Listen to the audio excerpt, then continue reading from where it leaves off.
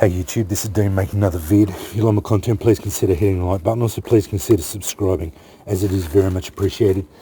Okay, discussion piece today on how I use a ferro rod and a bit of ferro rod maintenance and how I get the best out of my ferro rods.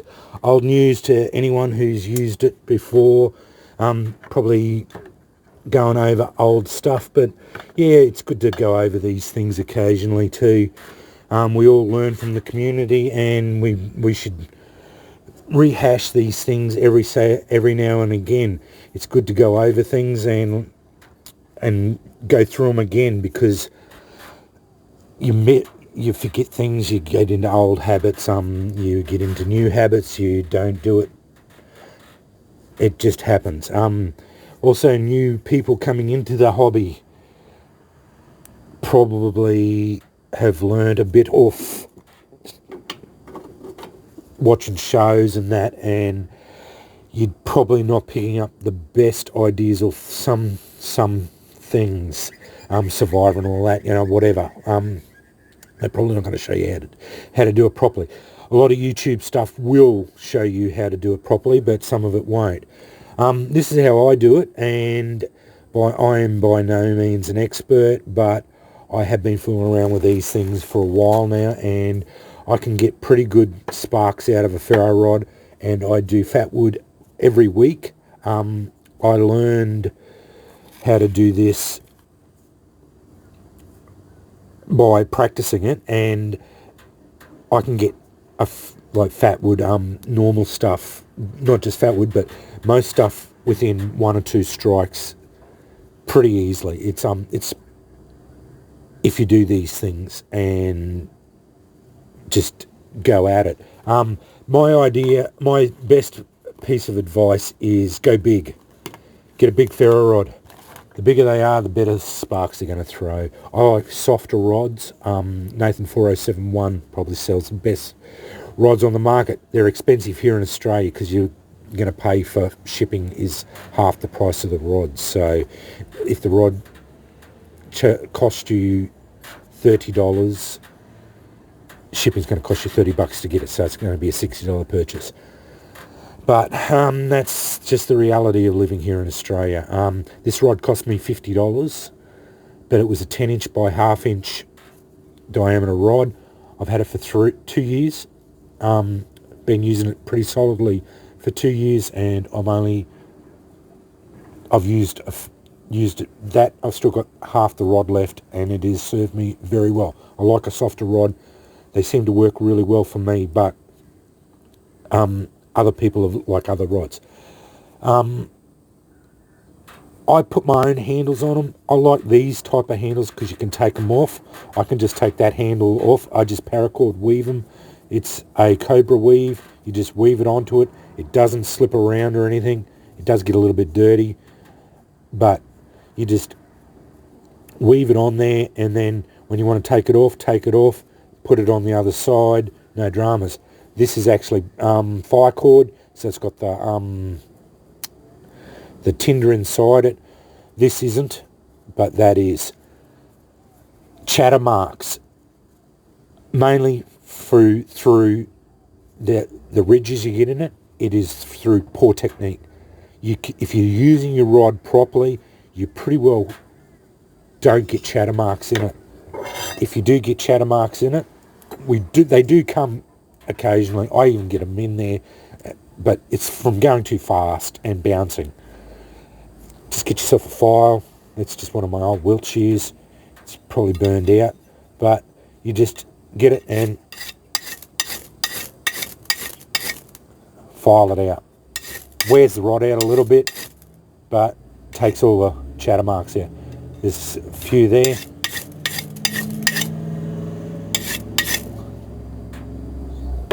Just cleans them up. That's how you get rid of them. It's pretty easy.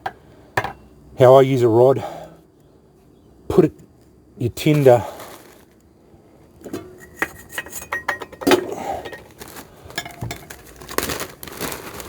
whatever you're lighting on fire, I tend to put it there. I pin it down put my rod there, get my striker, then lift the back of it up slightly, and then a slow drop through, and it lights on. That fat wood will go off pretty easy. That wasn't a very good strike, but you just go slow through, push through. It's like peeling a carrot, and then away it goes. Pretty windy here.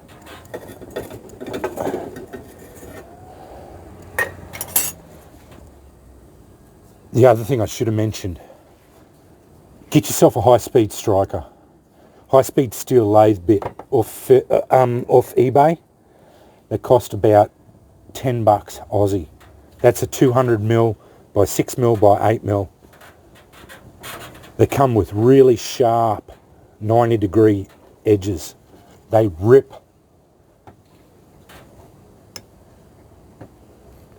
Rip the sparks out of your rod. See how big those sparks are?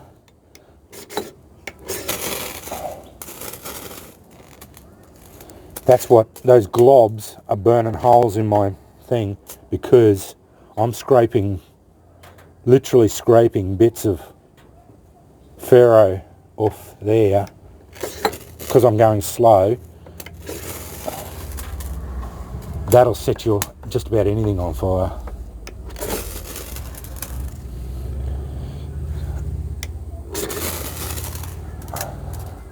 It's just a slow, gentle, don't burn yourself, which I just did, but anyway. But you can see I am actually peeling bits of material off there as I'm going. Some of that didn't light up, but that's because I'm doing it slow. And these rods really, these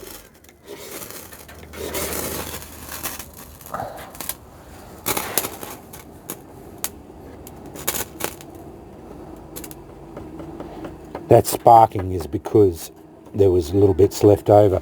But you can see how effective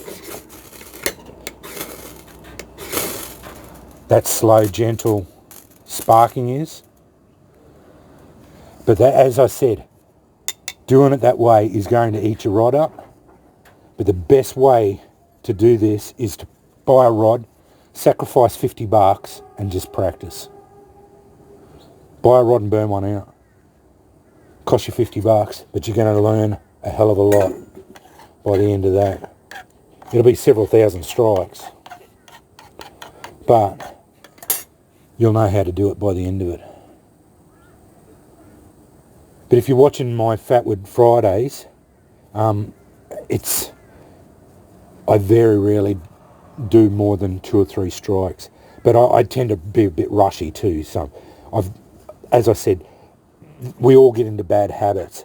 But you can see what I'm doing to my board there, and that's because I'm doing slow strikes. I'm burning my board because I'm doing the nice, slow, gentle strikes. And that'll set just about anything. Like coarse tinders, yeah, Fatwood's easy. And that's without Smiths. Smiths makes you lazy, I have to admit. It does make you lazy. But with Fatwood, just by doing it nice and slow, you don't need Smiths. But I tend to like using Smiths because, well, for one, I bought it and it cost me $30 to buy the bloody thing, so I end up using it. But if you're just doing it without it, that slow, gentle strike is what gets the most out of your rod. But those, as far as rods go, pretty much doesn't really matter what type of rod it is. It's more technique and your striker. That's what will get get the most out of your rod, as you can see from that demo there.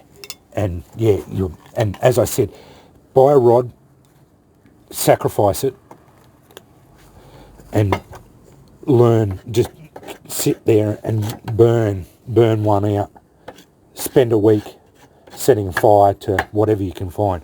Go and get grass and palm husks and whatever else you can find and set it alight. Just try and set as much as you can on light. They're my tips anyway. So yeah, hope you find that interesting. Ferro rods are fun. They're a great tool. Everyone should have it. I do love my ferro rods, but yeah, as everyone knows, flint and steel's my passion. Yeah, as I said with the chatter marks, just get a file. Fixes them right up. But 9 times out of 10, it's you're bouncing as you're striking, but yeah, it's that going too fast. That's what makes those chatter marks of them, and you'll see the rods. If you go slow, just tip the back up, peel it like you're peeling a carrot, real slow. You'll get those big curls, and it'll burn just about anything on fire. Anyway, thanks for watching.